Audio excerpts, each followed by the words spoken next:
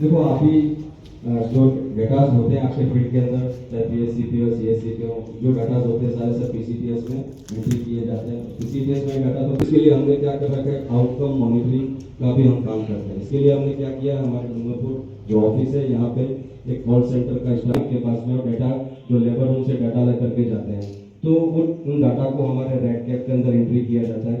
तो उन डाटाज को एंट्री करते हैं। कभी कभी क्या होता है, इन डाटाज को हम आशाओं के माध्यम से भी जानने का प्रयास करते हैं, लेकिन अभी तक आशाओं ने व्हाट्सएप ग्रुप तो हमने इस्टेब्लिश अच्छे कर दिए गए, लेकिन आशा है जो ग्राउंड रूट लेवल पे काम करती है वो अपने बर्थ और डेथ के डाटा को इसके अंदर शेयर नहीं कर पा रही है। तो बहुत जल्दी ये भी इस्टेब्लिशमेंट हो जाएगा, तो ये भी हमारा तरीका रहेगा।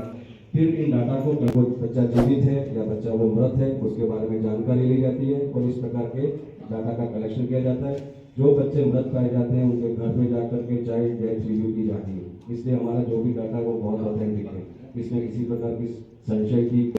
19 सितंबर से लेकर के 18 दिसंबर तक के जो डाटाज हैं, 3 महीने के हमने यहाँ पे जितनी डिलीवरीज हुई है डूंगरपुर में 22,000 के ऊपर कुछ डिलीवरीज उसमें हमने कैप्चर की है। तो उसमें लाइव बच्चे जो भी हैं वो भी उनकी संख्या ज़्यादा है, लेकिन पूरा यहाँ पे मैं बता बच्चे तो बहुत ज़्यादा है ना, जो कि हमारे सरकारी जो डाटा बता रहे हैं वो लगभग अराउंड 12 है। तो इतने बच्चे मिस कहाँ से हो रहे हैं? इसका मतलब सर ने बताया कि अपनी जो रिपोर्टिंग डिपार्टमेंट तक आनी चाहिए, वो सूचनाएं बराबर सही तरीके से प्रेषित नहीं की जा रही है। हो सकता है अभी तो हमारा डाटा दिसंबर तक का ही है, अभी कुछ हमारे नेटवर्क में इंक्रीज होने बाकी है, कुछ फील्ड स्टाफ की अभी शॉर्टेज है, तो शॉर्टेज को फुलफिल किया जाएगा। जैसे ही डाटा आएगा तो हो सकता है ये आंकड़ा मृत्यु का बढ़ भी सकता है, ये आंकड़ा मृत्यु का घट भी सकता है। तो हमें वेट एंड वॉच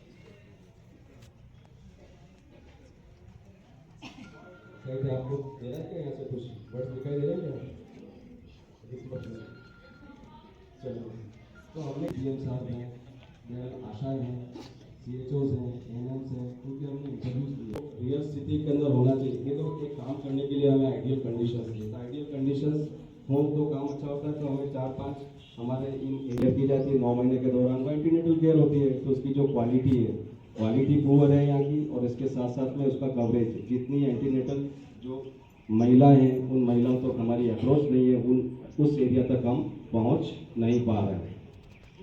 साथ ही साथ जो हाई रिस्क प्रेगनेंसीज है, उन हाई रिस्क प्रेगनेंसी तक को हम आइडेंटिफाई नहीं कर पा रहे हैं। तो रिपोर्टिंग अच्छी नहीं है, रिपोर्टिंग अच्छी नहीं होने के कारण उनका ट्रीटमेंट भी अच्छा नहीं हो रहा, उनका मैनेजमेंट अच्छा नहीं हो रहा है, और इसके बाद में मैनेजमेंट भी हो जाता है तो किसी न किसी लेवल पर उनका फॉलोअप भी अच्छा नहीं हो पा रहा है। तो हाई रिस्क प्रेगनेंसी को हम आइडेंटिफाई नहीं कर पा रहे हैं। और इसके बाद में हमारी कुछ सामाजिक प्रथाएं हैं, वो भी हमारी एएनसी की सर्विसेज को काफ़ी प्रभावित करती हैं। दूसरा, डोमेन के अंदर यदि इनका देखा जाए तो प्रसव और शिशु जन्म के दौरान देखभाल, जब शिशु पैदा होता है ना, तो उसकी देखभाल के अंदर भी लेबर और चाइल्ड प्रसव होता है तो उसकी भी सर्विसेज काफ़ी हमारी इस सेंटर्स पे देखा कि जो लेबर रूम की कंडीशन है, एनबीसीसी जो बने हुए वहाँ की कंडीशन है, वहाँ के इक्विपमेंट्स हैं तो सही लेकिन फंक्शनल नहीं है, काम नहीं कर रहे हैं। अगर हैं भी सही तो वहाँ पे उनके जो एम्प्लॉयज़ हैं उनको अच्छी तरह से उनका यूटिलाइजेशन नहीं हो पा रहा है। तो यहाँ पे भी एक गैप है।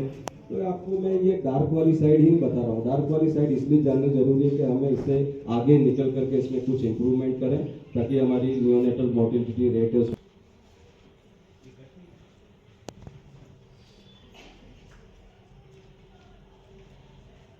फिर केयर ऑफ हेल्दी न्यूबॉर्न। और केयर ऑफ एक बच्चा स्वस्थ है, उसके घर पे जाके काम कर रहा है, तो वहाँ पे जो हम एचबीएनसी जो सर्विसेज प्रोवाइड कर रहे थे, एचबीएनसी सर्विसेज को या पोस्टनेटल सर्विसेज को, उसमें भी हमारी जो जिस इच्छा शक्ति के साथ में हमें काम करना चाहिए वो पूरा इफेक्टिव तरीके से काम नहीं हो पा रहा है।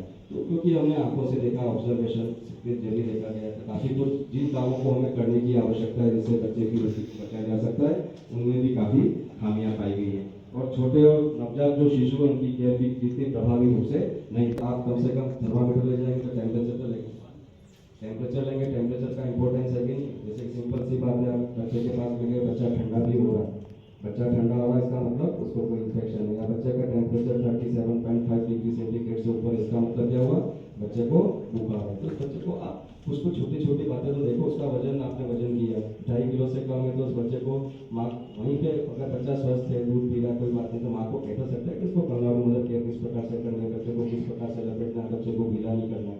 तो आपकी जो रोल्स है, आशा के जो रोल्स है, जैसे कि आप की 6 या 7 जो भी विजिट होगी या 5 विजिट सर्जरी के बाद में LSCS होने के बाद में 5 विजिट करती है, 6 विजिट आप इंस्टीट्यूशन